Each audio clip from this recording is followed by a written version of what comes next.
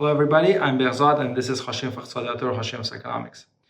Today, I'm thrilled to welcome one of the most influential economists of our generation, of our lifetime, Professor Daron Acemoglu. Professor Daron Acemoglu is an institute professor of economics at MIT. As you know, an institute professor is the highest honor that MIT bestows upon its faculty. And that's for a reason, because the research and writings of Daron Acemoglu has greatly influenced many fields in economics and political science. His main contributions, I would say, was about understanding how political economy, economic development, and how institutions shape political economy and development of the countries. Throughout his career, he had published hundreds of research papers on topics ranging from labor economics, development economics, macroeconomics, and economic growth, some in econometric methods and network effects within economies and so forth. I think his most prominent work, in my opinion, was work in public sphere that focuses on the dynamics of political institutions, democracy and economic growth. I think he's most well known for that, but the range of topics that he writes about is actually quite incredible. He has built an extensive empirical case demonstrating that government institutions that grant significant rights to individuals have spurred economic opportunities and activity over the last few hundred years. His theoretical work modeled political changes across many countries. One of his quite recent works where he and his co-authors talk about how democracy does cause growth. For his work, for his research, he has had a lot of accolades. And if I go through his CV, it's going to take quite a while. But most famously, he got John Bates Clark Medal of American Economic Society, which for many is a precursor of Nobel Prize.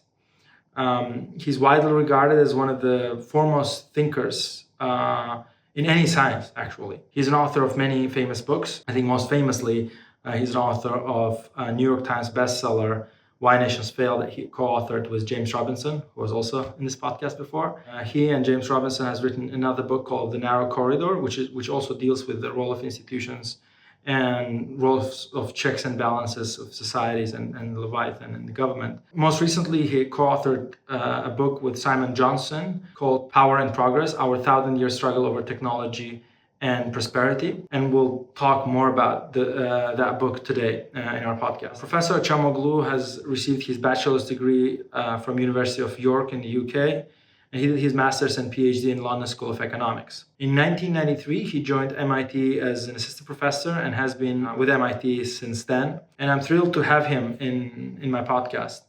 We'll delve into questions of how technology and AI are shaping economies and societies and institutions and politics, and hope you will enjoy this conversation. I really believe that Daron Acemoglu is one of those people who really don't need an introduction, but I want to make it as short as I could.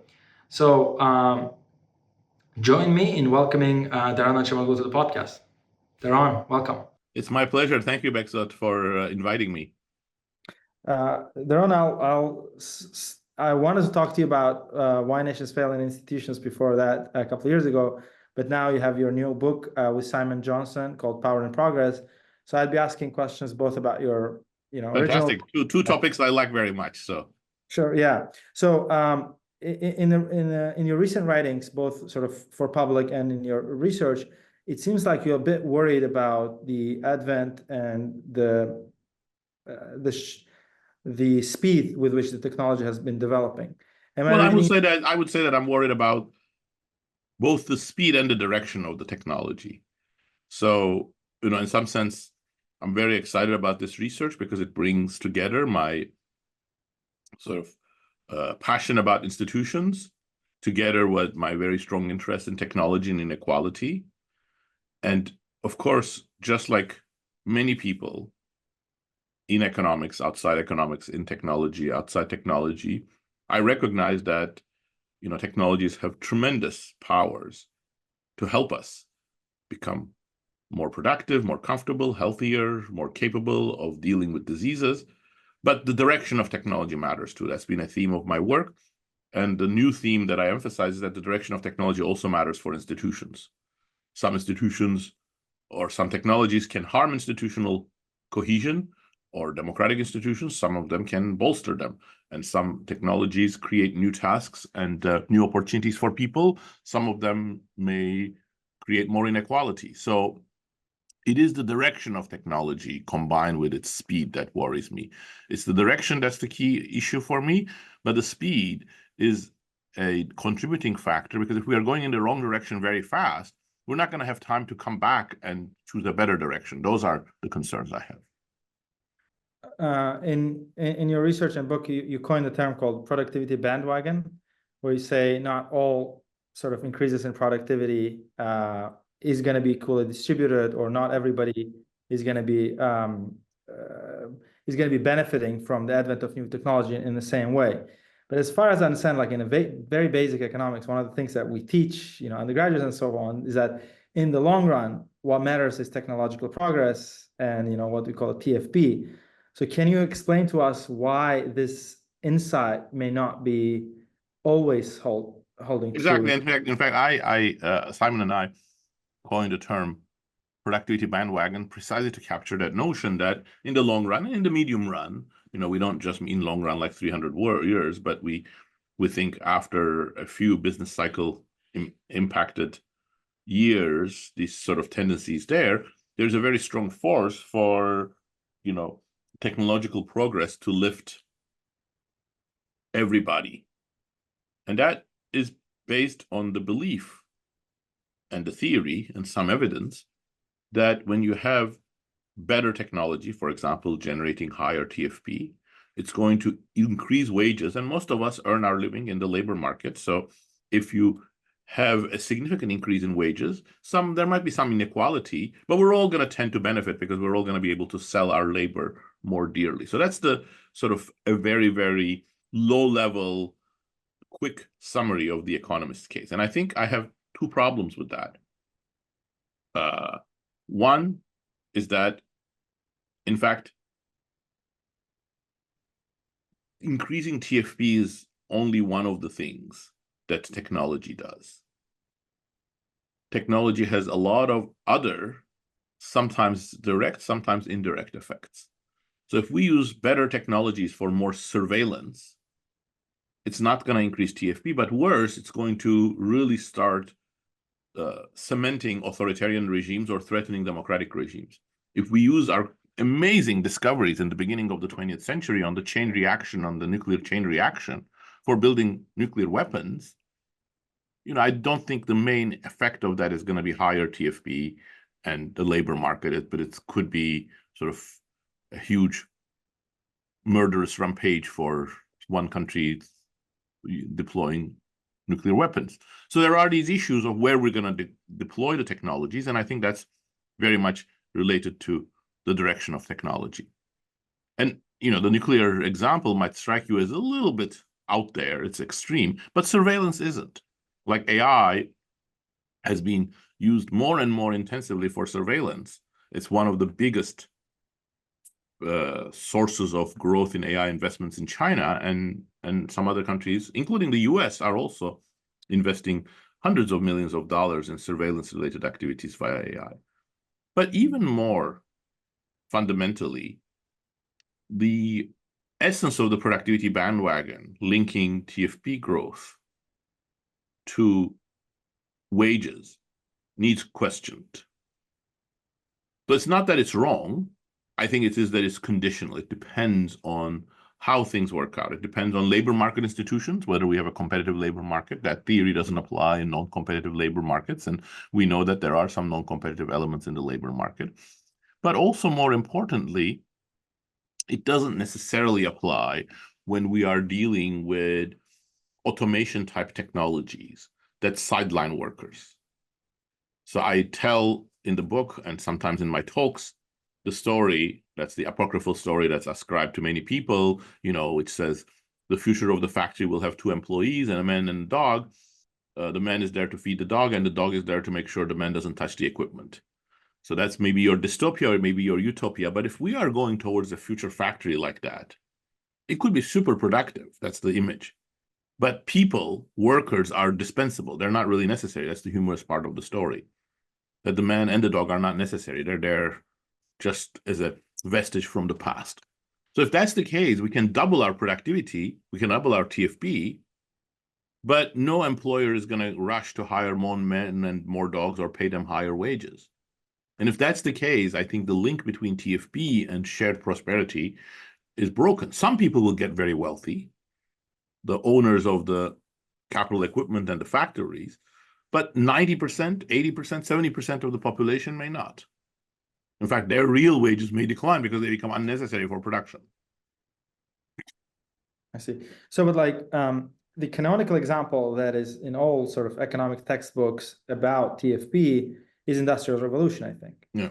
And the thing that we'll learn about Industrial Revolution is that, and recent research actually by, I think, Joel Moker and co-authors that show that as a result of Industrial Revolution, a lot of progress has happened, but also specifically to your point, the wages went up, and the places that didn't experience Industrial Revolution as much, the wages didn't go up as much. And if we study history a little bit, and I read when I was a high school student that there were people called Luddites during the Industrial Revolution that were using arguments that saying, if we put machines into the factories, where all the people would go.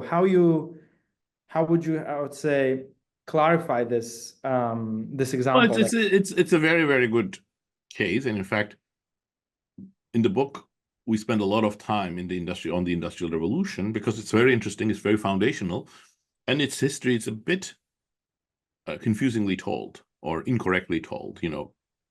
People like Mark Andreessen or other people in the Silicon Valley, make claims, look, like things worked out so well in the Industrial Revolution, but they actually don't know what happened in the Industrial Revolution. So and the Luddites, when the Luddites were wrong, but they weren't entirely wrong. So I think this is where economics is very useful, but economics needs to sort of really take the data seriously as well. And I think the reason why economics is very useful is because some of the beneficial channels are a little subtle, and economists rightly love subtle things, and they like pointing out to lay people, you don't see the general equilibrium effects, and look, things are going to work out. That's great. I think that's a very, very useful role for economists. And in the case of labor replacing technology, such as automation, workers are thrown away from their jobs to a layperson that might appear horrible. And to an economist, he or she may say, look, but productivity is increasing. So now textiles becoming cheaper. And as a result, what's going to happen is that people are going to demand more complementary products, shoes and transport and better food and healthcare. And those sectors are going to expand and suck up the labor that was freed from textiles as a result of the things that Luddites were worried about. So that's absolutely right. That mechanism is there. But it's an empirical question. Whether that mechanism fully offsets what happens. If all of the factories in the world go the way of my men in the dog factory, no. The healthcare sector won't hire people either. Economists believe, I think rightly, that healthcare is going to remain a labor-intensive sector for a while, but at some point it may not. So those are the questions. Those are empirical questions, and they're also historical questions. Just as a matter of fact, I think the British Industrial Revolution is much more complex than people typically recognize. The first 80 years or so of the British Industrial Revolution, from around 1750 to the 1840s, late 1830s, there is essentially no wage growth. Despite the fact that people are working longer hours, we know that from court records and from other sources, they're probably increasing their hours by about 20%. Their working conditions are getting much worse. Early factories are extremely noisy, extremely polluted, very disciplinarian, very hard work. People as young as 6, 7 are working in coal factories and textile mills. So despite that, labor earnings are not increasing. There are a few places where you have wage growth, but the leading sectors, such as textiles, you're actually seeing a drop in real wages by about 1/3. It's a really remarkable decline in real wages per worker. So there is the dark side. And now you might say, well, look, that was a transitional phase. It was going to happen because it's disruptive technology, And then look, after that, wages grow. Yes, absolutely. After that, wages grow. First slowly and then more rapidly in the last third of the 19th century and then early 20th century. But two issues. One of that is that if we have a transitional period with AI of 80 years, it's not just you, it's not just me, it's not just our children, but it's our grandchildren who are going to really suffer as well. So that's not something to belittle. Transitional period. When we say transitional period, that's like a month or 2 months, not 80 years. Second, there is an assumption that that was automatic, that it was going to happen. That's what I contend against. There's nothing automatic about what happened in the UK. UK went through a truly transformative change in terms of its institutions, in terms of its technology, in terms of its labor market. UK was a highly aristocratic, oligarchic country. It became democratic. Labor negotiations by collective unions or other collective forms were completely banned, heavily prosecuted by several laws. Trade unions were recognized and started defending worker rights.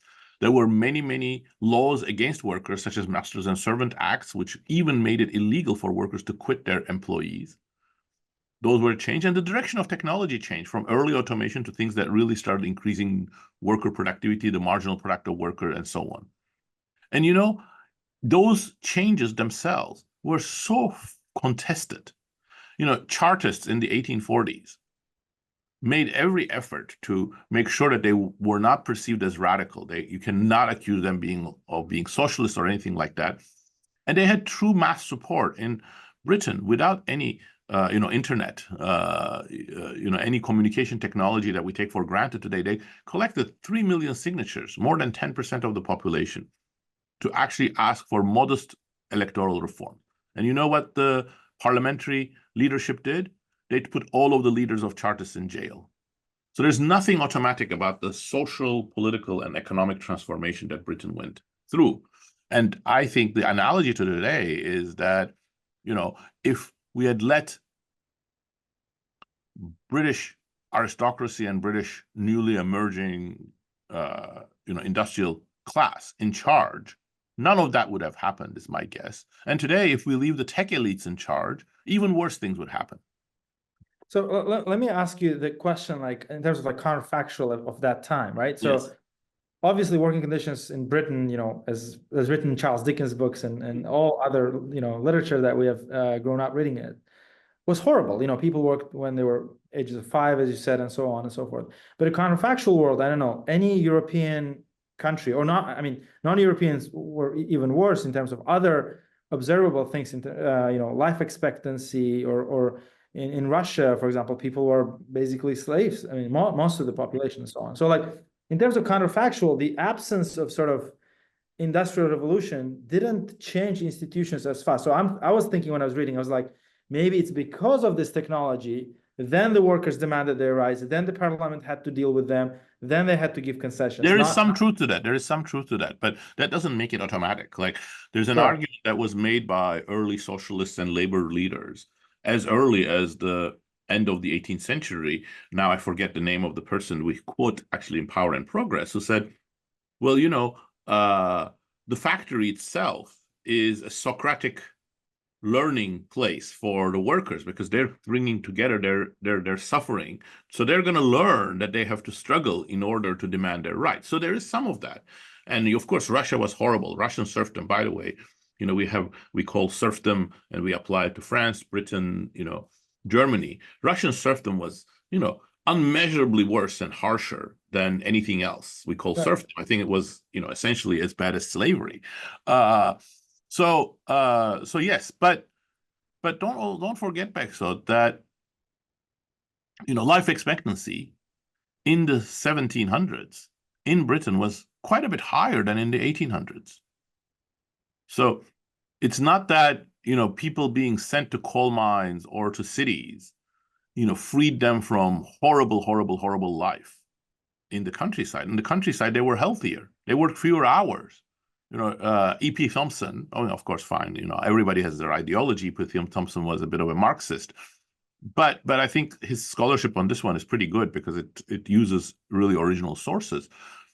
And he documents, for example, how handloom weavers lived their lives at the end of the 18th century. They had a lot of freedom. They had relatively high income. They worked many fewer hours. They had greater autonomy. They had greater meaningful work that they felt proud of. And all of that was erased. And then they were, many of them were moved into the cities where living conditions were worse and health conditions were horrible. So, I think it's not like we had a stationary society that was horrible and industrialization just at one fell swoop started revolutionizing that. We had a stationary society that had many, many, many, many bad things, but industrialization made them much worse for a while. And I think the issue here is that there wasn't any necessity that industrialization should do it that way. There wasn't any need for early industrialization to be associated with so much intensive child labor. Coal miners could have paid higher wages and could have perhaps foregone some of the deepest mines without sending 6-year-olds in there, and it would not have changed the faith of humanity or the path of industrialization by all that much. Enclosures where people were thrown away from the lands which were crucial for their livelihoods, that did not need to happen, or it could have happened in a much smoother way with more rights being supported and so on. So there were a lot of choices that were really very distributional in nature, not necessarily critical for the march of history or the march of technology. So let me switch gears a little bit. You mentioned Marc Andreessen, one of the most famous venture capitalists, to our audience who are not aware of that. So, I mean, I read quite a bit about venture capital and where it goes and so forth. And what I find really interesting is that a lot of efforts by sort of capital owners in this language, they are actually very conscious about automation. So like they want to replace tasks, as you call, so that less humans would work on something like, self-driving cars or self-driving trucks or all this technology that is financed by mostly sort of Bay Area venture capitalists is very, very conscious, because their understanding is that the word they use is unqualified labor in the United States is really high because, barriers to migration exist. And so a truck driver in the US makes, 10 times more than a truck driver in Nigeria. And so we had to automate it, right? So that's like a very sort of conscious choice. Do you think the migration, like immigration issues, is also part of the reason why this automation? Well, first of all, I don't think there's anything tremendously wrong with truck drivers making, what they're making in the United States. Don't forget the truck drivers in the United States make about 1,000 of what Marc Andreessen does a year. Correct. So, No, I think we should put things into perspective a little bit. But look, automation is a complex phenomenon. It has been with us since the beginning of the Industrial Revolution. It will be with us for the next 100 years. Beyond that, I have no idea. And it is an engine of growth. It is an engine of progress, but only if it is done right and if it is coupled with other things that create new tasks for workers. So, I would like to distinguish, at least 4 facets of automation and the motivation for automation. One of them is exactly what you pointed out, which is that labor is expensive. It is performing routine, predictable tasks, and we can use equipment to both make it cheaper and more high quality, more reliable. I think that's an important part of the industrialization process, 100%. Again, there's a question of the speed and what else is going on, but that's 100%. And I think we're going to keep on doing that. Great. Second, there is automation that is very important for the scientific process. So if we can automate more of the scientific process, like, for example, data collection, etc., that right now very qualified scientists and assistants and so on do, that can really give a boost to science. I completely accept that. But parenthetically, that's not replacing cheap labor. It's actually replacing quite qualified labor. So it's, again, there's a balance that we have sort of think about. The third is something that Karl Marx already wrote about in the 1950s, which is that capital owners may want to automate in order to break the strength of labor. So you automate because you don't want to share some of the gains with labor. You don't want to negotiate with labor. You don't want to deal with humans because they could maybe troublesome. They can get sick. They can be absent. And I think that is problematic. It's not wrong. It's normal for employers to do that. But often, and this is what some of my recent research with Pasquale Restrepo emphasizes, that can lead to excessive automation because the reason why you're doing it is not to productivity gains, but to dissipate the rents that labor earns. And then there is a fourth type of automation, which I find the most troublesome. And that's the one that I think is so dominant in the minds of the Silicon Valley barons. They have an extremely hierarchical view of the world in which they themselves are super smart and the rest of humanity is not very smart, troublesome, fallible, biased, behaviorally misguided, not super good at programming or understanding complex things. So they have a disregard for humanity. So they view automation as a way of freeing themselves, the elite, from the rest of humanity. And I think that is such a pernicious ideology. Not only does it miss the fact that humans are amazing and they have great skills and they're going to be the critical thing for the advancement of our society, not just the elites, but every human, I think, has a lot to add in terms of skills, tacit knowledge, capability to perform new tasks. And I think we will miss on those if we go with this ideology. But the second thing is that if you are actually driven with this ideology, you make a lot of mistakes in automation. You replace humans when they shouldn't be replaced, and that you don't get all of the productivity TFP gains. This is what I've called so-so automation. And yes. I think you see that everywhere in Silicon Valley. You see that everywhere in AI. I'm so worried about the AI hype right now, precisely because I think of this approach of AI barons. We're almost out of time, but I have so many questions prepared, so I'm gonna really pick and choose. So one of the things in the book that I noticed, it's a very clarifying question, if you will, is that you talk about wage stagnation after the 70s, right? And the rise of inequality and so forth. But I find really interesting is that this wage stagnation is kind of coincides with, or maybe cause of, or consequence of slowing down the productivity growth in the U.S. So absolutely, I think that's so critical. Look, 100%. Thank you for bringing it up. Oh, really? Okay. And you might say, oh well, like with Robert Gordon, we've run out of ideas, and that's why we have slower TFP growth. And that's why we are getting wage stagnation. And if we could get another technological revolution, it would be great. That's what I thought. Right. The problem is that on most other measures of technology, we're actually doing quite well. We invent new widgets. We invent many impressive things like AI. We have 5 times as many patents today in the United States as we did in 1980. According to some measures, innovation has never been faster. But we don't get the TFP. And why not? I think the explanation, and I don't have a proof for this, for many other things I've claimed, I think I have more proof. Not everybody would agree that it's proof, but I have, I think, solid, good evidence. But this is more speculative. But I think part of the reason is because we are misusing our scientific knowledge.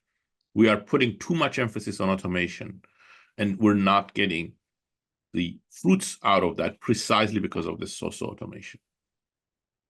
But what's the cause of social automation? Is it like some people ideology and okay. institutions? So that's why institutions and technology come together. One thing I think economists don't pay enough attention is ideology. Powerful actors have power, and their ideology matters. Yes. Sorry. Powerful actors have a lot of decision-making capability. They decide organizations, they decide the direction of technology, and it's very difficult to constrain them, especially when you haven't invested in institutions appropriately. And so their ideology matters. Gary Becker had the proof in that, the ideology of discrimination cannot matter in a competitive market. Sure, that's fine under some assumptions, right? But when it comes to the influence of leaders, presidents, Putin, Xi Jinping, Elon Musk, Mark Zuckerberg, there is no competitive markets. They are unique. So their ideology really matters.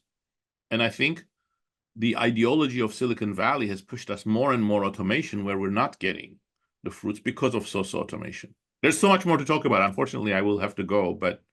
All right. Thanks a lot for your time, and thank you for being here. Thank you, Max. It was a great conversation, and thanks for all of you're doing in terms of disseminating these ideas.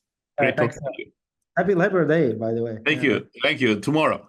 Tomorrow. Yeah. Thank you. Yeah. Bye-bye.